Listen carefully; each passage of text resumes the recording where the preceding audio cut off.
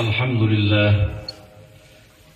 لله نحمده ونستعينه ونستغفره ونؤمن به ونتوكل عليه ونعوذ بالله من شرور أنفسنا ومن سيئات أعمالنا من يهده الله فلا مضل له ومن يضلله فلا هادي له ونشهد أن لا إله إلا الله وحده لا شريك له ونشهد أن سيدنا وحبيبنا وشفيعنا ومولانا محمدا عبده ورسوله أما بعد أعوذ بالله من الشيطان الرجيم بسم الله الرحمن الرحيم يا أيها الذين آمنوا اذكروا الله ذكرا كثيرا وقال تعالى في مقام آخر إن في خلق السماوات والأرض واختلاف الليل والنهار لآيات لأولي الألباب الذين يذكرون الله قياما وقعودا وعلى جنوبهم ويتفكرون في خلق السماوات والأرض ربنا ما خلقت هذا باطلا سبحانك فقنا عذاب النار.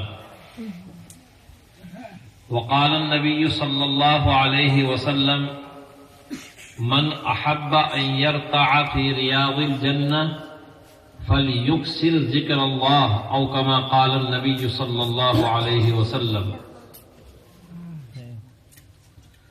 ثنا خواں پتا پتا ہے خدایا دم بدم تیرا، زمین و آسماں تیرے ہیں موجود و عدم تیرا، جو دنیا میں تیرا کھا کر تیرا شکوا کرے یا رب، تعجب ہے کہ اس پر بھی رہے رحم و کرم تیرا.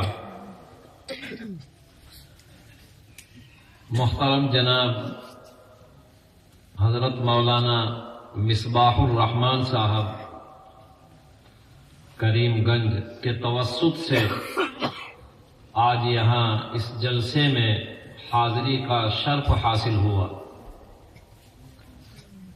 حضرت مولانا محمد قاسم صاحب کی تھوڑی سی ملاقات سے مدرسے کے احوال اور طلباء کی تعلیمی کیفیت اور بہت ساری چیزیں معلوم ہوئی. حضرت مولانا قاسم صاحب جو یہاں مدرسے کے صدر مدرس ہیں، انہوں نے آپ حضرات کے بارے میں یہ خوشخبری سنائی کہ آپ حضرات ماشاءاللہ اپنے مدرسے سے بھی مربوط ہیں، تبلیغی جماعت سے بھی مربوط ہیں، اور دارالعلوم دیوبند سے بھی عام مربوط ہیں، اور جمعیت العلماء سے بھی عام مربوط ہیں. یہ آپ کے لیے بہت سعادت اور خوشبختی کی بات ہے. دارالعلوم کے اکابر آپ کے مدرسے میں تشریف لا چکے ہیں. حضرت فدائے ملت حضرت مولانا سید اسعد مدنی نور اللہ مرقدہ، ان کے برادر صغیر حضرت مولانا سید اسجد مدنی صاحب دامت برکاتہم، اور باسکنڈی کے حضرت مولانا احمد علی صاحب بھی تشریف لا چکے ہیں یہاں، اور حضرت مولانا سید ارشد مدنی دامت برکاتہم صدر جمعیت العلماء و صدر المدرسین دارالعلوم دیوبند بھی اس پورے علاقے میں تشریف لا چکے ہیں. ابھی جس بچے نے تلاوت کلام اللہ کی تو ماشاءاللہ بہت خوش اسلوبی کے ساتھ، اور غالباً اسی مدرسے کا طالب علم ہوگا، بہت عمدہ لہجے میں اس نے آپ کو قرآن شریف پڑھ کر سنایا. پھر چھوٹے چھوٹے بچوں نے بہت قیمتی بات آپ کو بتلائی. پتہ چلا کہ مولانا قاسم صاحب کی توجہ تعلیم کی طرف ہے. چندہ تو آپ حضرات دیتے ہی رہتے ہیں، یہ تھیلا بھی بھرا ہوا ہے اور صبح سے بھی دے رہے ہوں گے آپ ماشاءاللہ، اور بھی آپ دیتے ہی رہیں گے. معلوم ہوا کہ آپ کا یہ چندہ دینا رائے گا اور ضائع نہیں جا رہا ہے. ان بچوں نے یہ بتا دیا آپ کو کہ قبر کے اندر کیا سوال کیا جائے گا. قبر کے اندر تمام لوگوں کی زبان عربی زبان بن جائے گی، سب عربی میں بات کریں گے۔ فرشتے سوال کریں گے قبر میں، مر ربک، تیرا رب کون ہے؟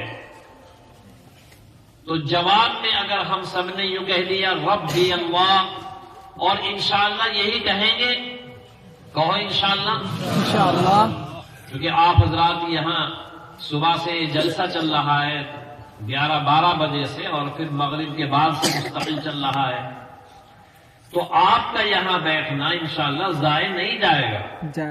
اللہ تعالی سب کی زبان عربی بنا دیں گے اور جواب بھی ارقا کر دیں گے۔ تو مر ربکا کا ترجمہ یہ ہے کہ تیرا رب کون ہے؟ رب کہتے ہیں جس نے عدم سے وجود میں لایا۔ ہم پہلے موجود نہیں تھے دنیا میں، معدوم تھے، عدم سے وجود میں کون لایا؟ اللہ تعالی ہے۔ دوسری صفت یہ ہونی چاہیے اس میں کہ عدم سے وجود میں لا کر ہمارے بقا کا سامان بھی مہیا کرے۔ تو ماں کی چھاتیوں میں اللہ نے دودھ پیدا کر دیا، ہمارے باقی رہنے کا سامان بھی اللہ نے کر دیا۔ تیسری صفت رب میں یہ ہونی چاہیے کہ جو آہستہ آہستہ درجہ کمال تک پہنچائے۔ تو سب بڑے ہو گئے ماشاءاللہ، درجہ کمال تک پہنچ گئے، اس کو رب کہتے ہیں جس میں 3 خصوصیات موجود ہو۔ تو قبر میں جب فرشتہ سوال کرے گا مر ربک، تیرا رب کون ہے؟ تو جواب دیا جائے گا ربی اللہ، کہ میرا رب اللہ ہے، میرا پالنے والا، میرا معبود حقیقی اللہ تعالی ہے، کوئی اور نہیں ہے، اور وہ اکیلا